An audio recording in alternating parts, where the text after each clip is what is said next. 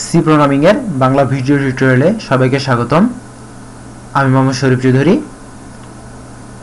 C programming এর কোডগুলো হচ্ছে সম্পূর্ণরূপে কেস সেন্সিটিভ।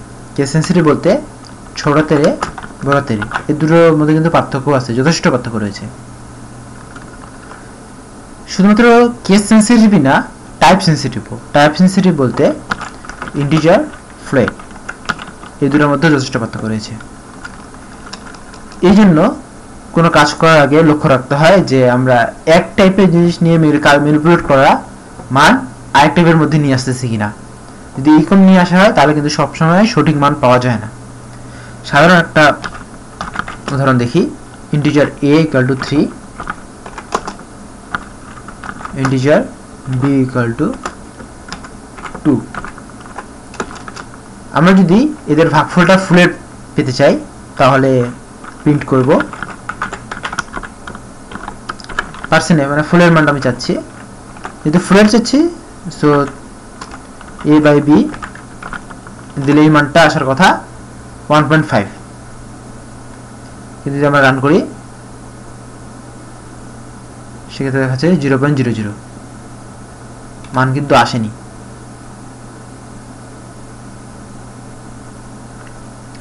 এর কারণটা হচ্ছে কি, এগুলো হচ্ছে ইন্টিজার হিসেবে কাজ করেছে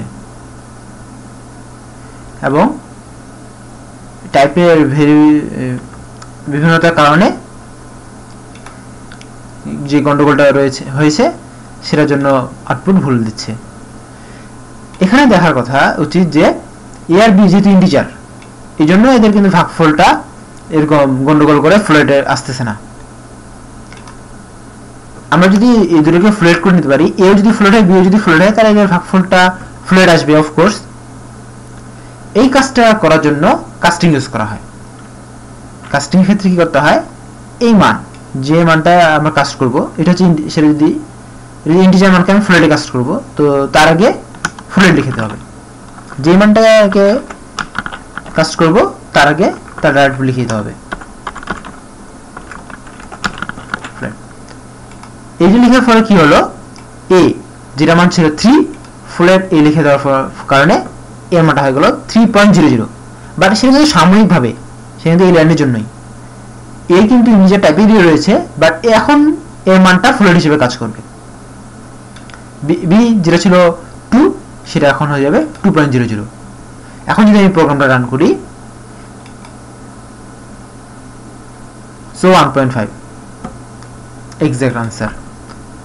আগেরটা সমস্যা ছিল, কারণ কি ছিল যে ইন্টিজার এর ভাগফল ম্যানিপুলেট করে সেটাকে আমি ফ্লোট মান চাচ্ছিলাম, বাট এখন কিন্তু আমি ফ্লোটে এবং ম্যানিপুলেট করে ফ্লোট চাচ্ছি, সো এখন কিন্তু কোনো সমস্যার কথা নয়, সেটা সমস্যাও হয়নি। এটা হচ্ছে টাইপ কাস্টিং এর সুবিধা, এবং এটা হচ্ছে লক্ষ্য করার বিষয় যে আমরা কখনোই এক ধরনের টাইপের মান ম্যানিপুলেট করে আরেক টাইপের মধ্যে কাজ করতে যাব না, আরেক টাইপের মধ্যে ঢুকাতে যাব না, সেক্ষেত্রে অনেক রকম সমস্যা হতে পারে। সো এই সতর্কতা লক্ষ্য রাখবেন আশা করি। ধন্যবাদ সবাইকে আমার সাথে থাকার জন্য। ওই টিউটোরিয়ালের নতুন কোনো টপিকস নিয়ে আবার দেখা হবে।